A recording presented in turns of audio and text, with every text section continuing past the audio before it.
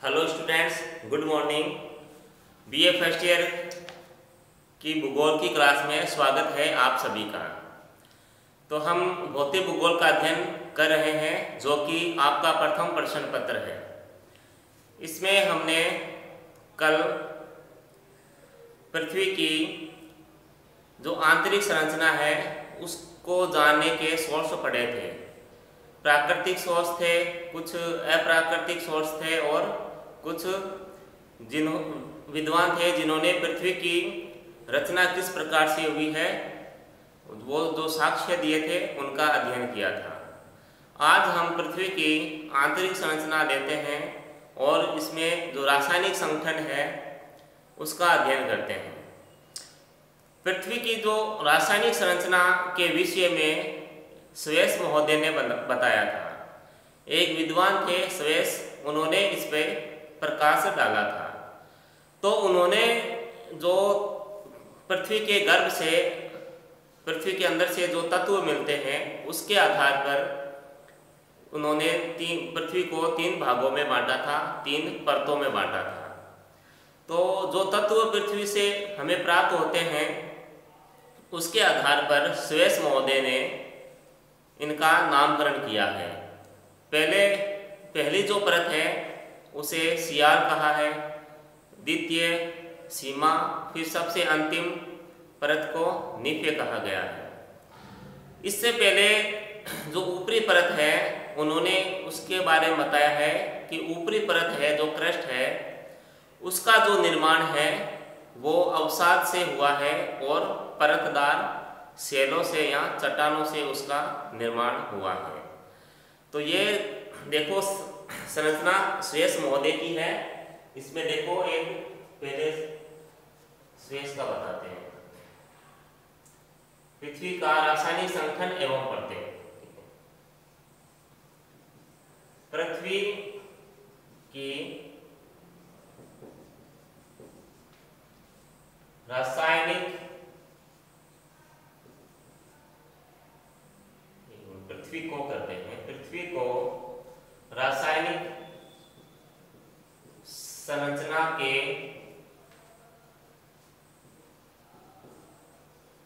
आधार पर स्वेस महोदय ने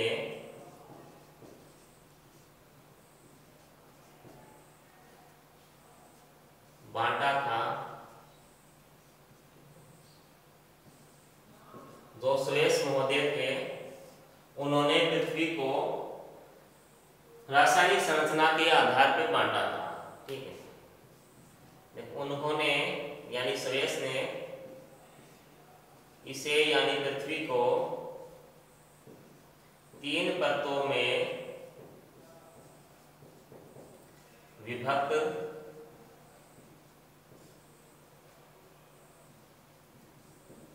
किया था। वो देखो 3 परतें थी। पहली है सियार, सेकेंड है सीमा और अंतिम यानी तीसरी परत है निफे। तो ये 3 परतों में स्वेस ने पृथ्वी को बांटा था इसकी रासायनिक संरचना के आधार पर। ठीक है, सियार, सीमा और निफे। तो रासायनिक संरचना में इनमें देखो कुछ तत्व पाए जाते हैं। उन तत्वों के आधार पर इन परतों का नामकरण किया गया है स्वेस के द्वारा। ठीक है, पहले देखो इनका नामकरण कैसे हुआ वो देखते हैं। देखो जो सियार परत है इसमें देखो सिलिका और एल्यूमिनियम, सिलिका और एल्यूमिनियम की मात्रा इसमें अधिक है। तो सिलिका का प्रथम अक्षर और एल्यूमिनियम का जो प्रथम जो अक्षर है इनके, जैसे सिलिका SI, एल्यूमिनियम Al। ठीक है, इसे लेकर इन्होंने SiAl सियार कहा है इसे। ठीक है, SI से सिलिका, Al से एल्यूमिनियम। तो तो इस तरीके से जो सिलिका परत है उसका नामकरण किया गया। उसके बाद जो सीमा परत है, इस परत में सिलिका की मात्रा और मैग्नीशियम की मात्रा अधिक होती है, इसलिए इसे सीमा कहा गया। ठीक है, तो ये सिलिका और मैग्नीशियम, तो इसका नाम हो गया सीमा। उसके बाद देखो तीसरी परत आती है निफे।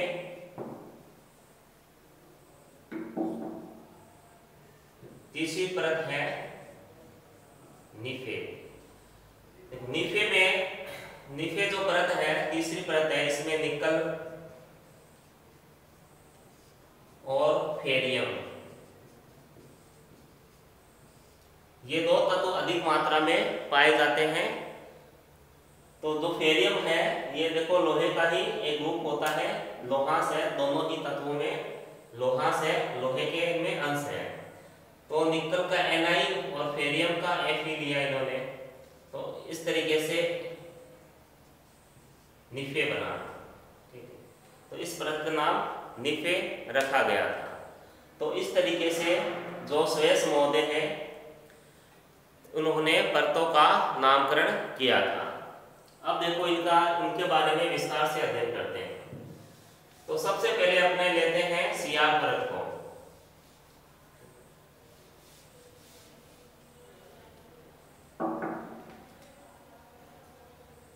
एक डायग्राम है, ये देखो, निफे,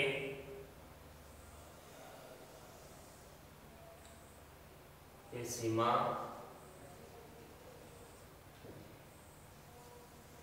फिर है क्या आएगा, ये है सियाल। सियाल, सीमा और निफे। ठीक है, ये तीन परतें हो गई।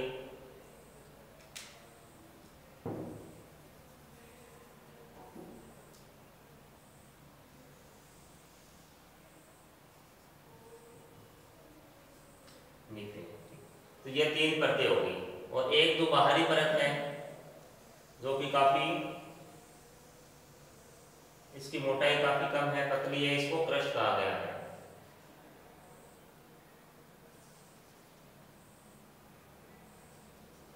क्रस्ट, ठीक है, ये है क्रस्ट। क्रस्ट के नीचे देखो क्या है, पहले इस परत है सियाल है, फिर सीमा है, फिर निफे है। ठीक है, निफे क्या है, आंतरिक भाग में। ठीक है, तो इस तरीके से इन्होंने इनको बांटा है। तो देखो स्वेस ने कहा है, स्वेस ने कहा था कि जो क्रस्ट है, क्रस्ट या भूपटल है, देखो इसका जो निर्माण है, स्वेस ने कहा था तो क्रस्ट का जो निर्माण है वो अवसाद से हुआ है और परतदार चट्टानों से। ठीक है, देखो ये जो क्रस्ट है, ये ऊपर वाला भाग है, इसका जो निर्माण एक तो अवसादों से हुआ है, दूसरा परतदार चट्टानों से हुआ है। अब देखो अवसाद क्या होते हैं, अवसाद जो नदियां होती हैं वो अपने साथ जो नदियों में जल प्रवाहित होता है उसके साथ मिट्टी, कंकर, पत्थर लेके आती है, उसे अवसाद कहते हैं। ठीक है, तो वो देखो अवसाद जैसे कोई नदी है, ये बह रही है, ठीक है, उसके बाद मैदान में आती है, तो अवसाद आती है, कंकड़ पत्थर, वो क्या जमते रहते हैं। तो ये क्या एक के ऊपर एक दूसरे के ऊपर जमते रहते हैं, जिससे क्या परत बन जाती है। तो इससे परतदार चट्टान का निर्माण होता है। तो जो नदियां हैं जो पहाड़ों से निकलती है, पहाड़ों का भी अपर्दन करती है, तो वो अपने साथ कंकर, पत्थर और मिट्टी वगैरह लाती है। ठीक है, जिन्हें अवसाद कहते हैं। तो उन्हीं अवसाद से क्या होता है, अवसाद क्या होता है, एक दूसरे के ऊपर इकट्ठे होते रहते हैं और जमा होते रहते हैं, तो उससे परतदार चट्टान का निर्माण हो जाता है। आगे टॉपिक है अपने चट्टान भी अलग से टॉपिक है। और जो नदियों द्वारा अपर्दन हो रहा है, नदी है, वायु है, हिमानी है, इनके द्वारा जो अपर्दन और निक्षेप हो रहे हैं उनके भी अलग से टॉपिक है, विस्तार से दिया हुआ है, उनका आगे बढ़ेंगे हम विस्तार से। तो सुरेश ने कहा है क्रस्ट का निर्माण ये अवसाद और परतदार चट्टानों से हुआ है और इस क्रस्ट के नीचे 3 परतें मानी गई है, सियाल, सीमा और निफे। तो सबसे पहले अपने लेते हैं सियाल परत।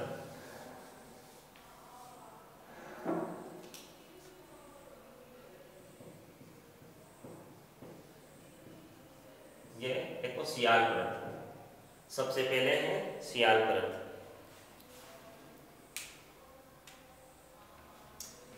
इसमें देखो परतदार चट्टानों के नीचे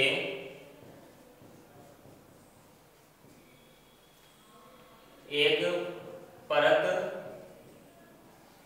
पाई जाती है जिसे सियाल कहते हैं। ठीक है, जिसे क्या कहते हैं? सियाल कहते हैं। और ये जो सियाल परत है इसका जो निर्माण है वो ग्रेनाइट चट्टानों से हुआ है। सियाल का निर्माण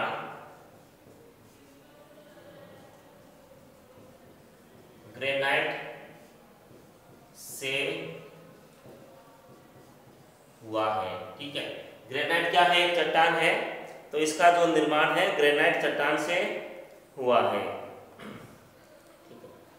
तो इस 2 परत में क्या है? सिलिका और एल्यूमिनियम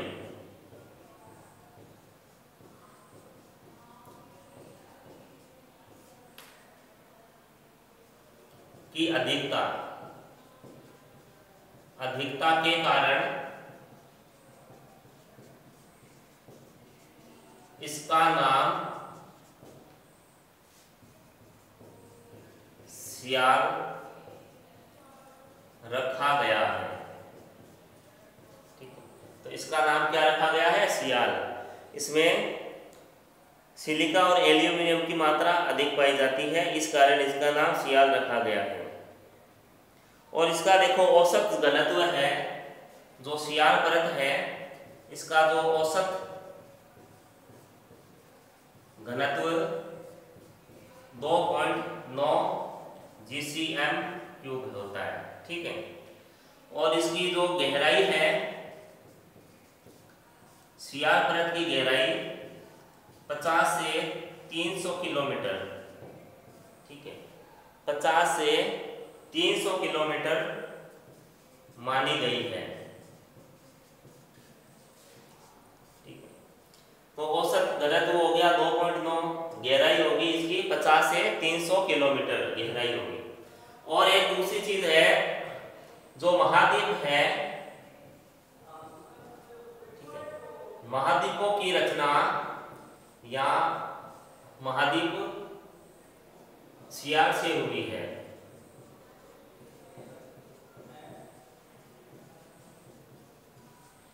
यानी जो महाद्वीप है वो सियाल परत से बने हुए हैं, या महाद्वीपों की जो रचना है सियाल परत से मानी गई है। तो ये इस तरीके से सियाल परत हो गई। परतदार चट्टानों के नीचे एक परत पाई जाती है जिसे सियाल कहते हैं। सियाल का निर्माण है ग्रेनाइट चट्टान से हुआ है। सिलिका और एल्यूमिनियम की अधिकता के कारण इसका नाम सियाल रखा गया है। इसका औसत घनत्व 2.9 है। इसकी जो गहराई है 50 से 300 किलोमीटर मानी गई है। और जो महाद्वीप है उनकी जो उन महाद्वीपों की रचना सियाल परत से हुई है। ठीक है, ये हो गया आपके सियाल। उसके बाद लेते हैं सीमा। उसके बाद है सीमा परत।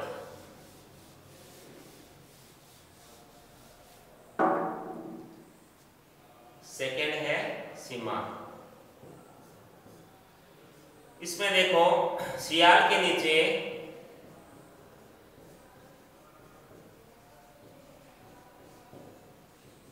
सीमा की परत है। ठीक है, सियाल के नीचे सीमा की परत है। इसका निर्माण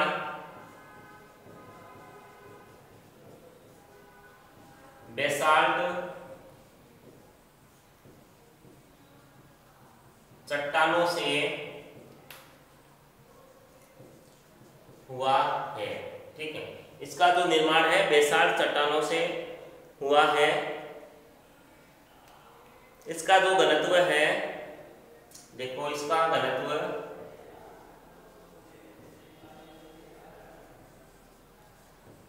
2.9 से 4.7 है। 4.7। ठीक है, और इसकी गहराई है 1000 से 2000 किलोमीटर मानी गई है। 1000 से 2000 किलोमीटर मानी गई है। और इसमें देखो एक महत्वपूर्ण लाइन है, जो ज्वालामुखी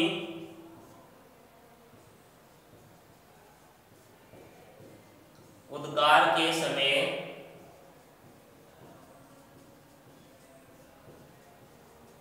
यहां से लावा निकलता है।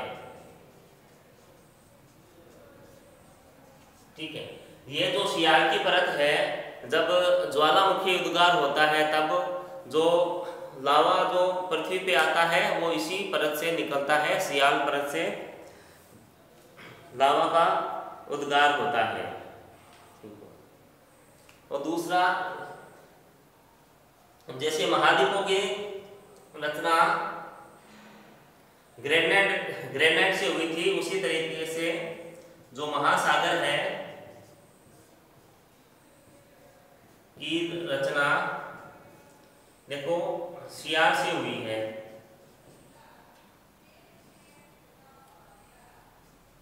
ठीक है, अब सियाल से क्यों मानते हैं?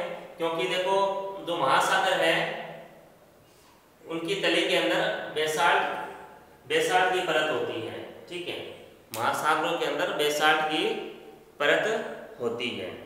तो ये सियाल सीमा परत भी आपके हो गई है। अब जो अंतिम परत है नीफे, वो देखते हैं।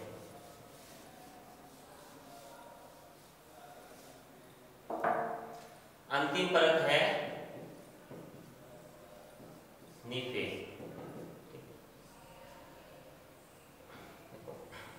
सीमा परत के नीचे नीफे की परत पाई जाती है। इसका निर्माण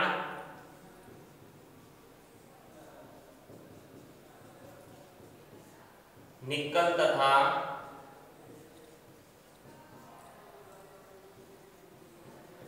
फेरियम से हुआ है,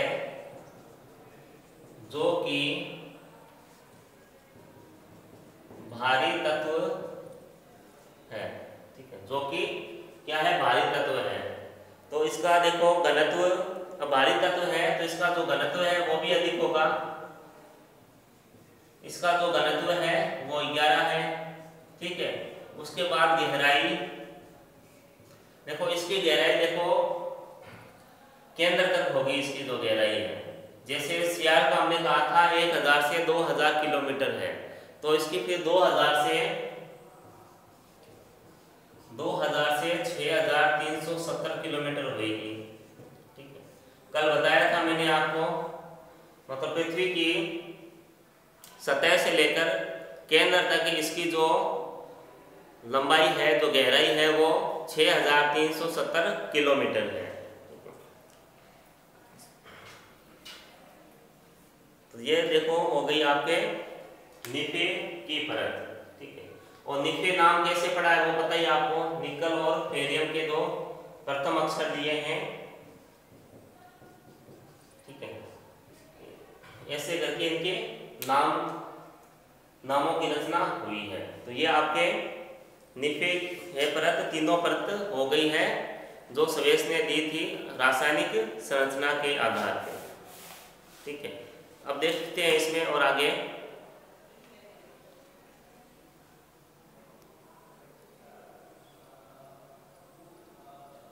आगे देखो, इसमें पृथ्वी को जैसे अलग अलग विद्वान होते हैं, उनके अलग अलग मत होते हैं। अब आगे पृथ्वी की 3 मंडलों का और हम अध्ययन करते हैं। तो इसमें जो पृथ्वी को देखो 3 जोन में बांटा है, भूकंपीय लहरों की गति के अनुसार। ठीक है, भूकंप की लहरों के आधार पर पृथ्वी को 3 मंडलों में बांटा गया है।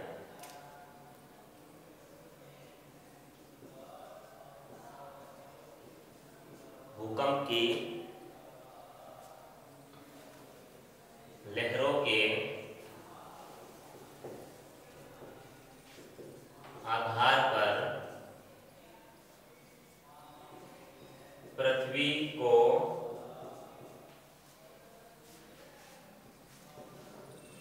3 मंडलों में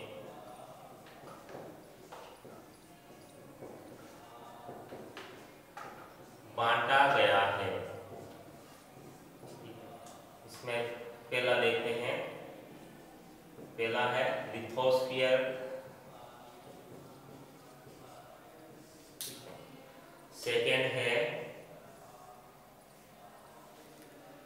पायरोस्फीयर,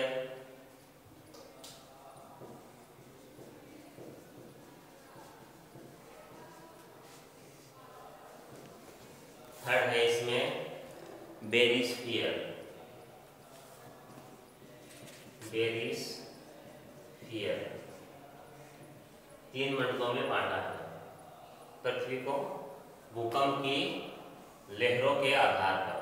ठीक है, पृथ्वी को 3 मंडलों में बांटा है। पहला है लिथोस्फीयर, सेकेंड है पायरोस्फीयर, थर्ड है बेरिस्फीयर। ठीक है, इसमें देखो पहले लेते हैं लिथोस्फीयर। ठीक है, लिथोस्फीयर में देखो ये इसकी जो गहराई है 100 किलोमीटर मानी गई है लिथोस्फीयर की। ठीक है, गहराई 100 किलोमीटर। ठीक है, लिथोस्फीयर की। उसके बाद इसमें देखो ग्रेनाइट चट्टान की बहुलता है, ग्रेनाइट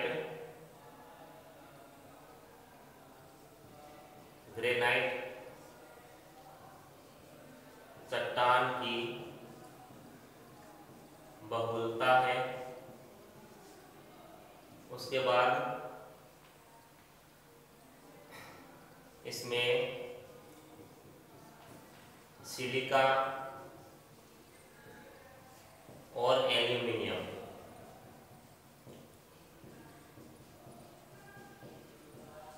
सिलिका और एल्यूमिनियम की अधिकता है। ठीक है, उसके बाद अंत में इसका है घनत्व। घनत्व है इसका 3.5। ठीक है, लिथोस्फीयर। तो ये लिथोस्फीयर की देखो गहराई है 100 किलोमीटर, ग्रेनाइट चट्टानों की इसमें अधिकता है, एल्यूमिनियम और सिलिका इसमें अधिक पाई जाती है और घनत्व है 3.5।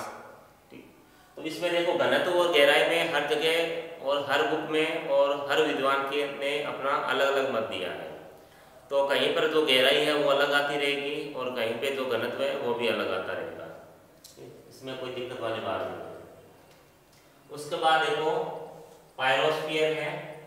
तो पायरोस्फीयर है, इसकी जो गहराई है वो 100 से 2880 किलोमीटर है। गहराई 100 से 2880 किलोमीटर। ठीक है, बेसाल्ट की अधिकता है इसमें, बेसाल्ट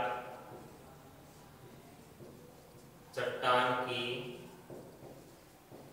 अधिकता। उसके बाद पायरोस्फीयर में ये सिलिका और ये मैग्नीशियम,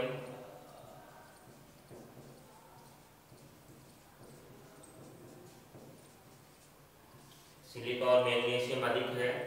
उसके बाद इसका घनत्व है, ठीक है, इसका जो घनत्व है वो 5.6 है, 5.6, ठीक है, ये हो गया इसका घनत्व, ठीक है। उसके बाद अंतिम है बेरिस्फीयर, ठीक है, अंतिम है बेरिस्फीयर।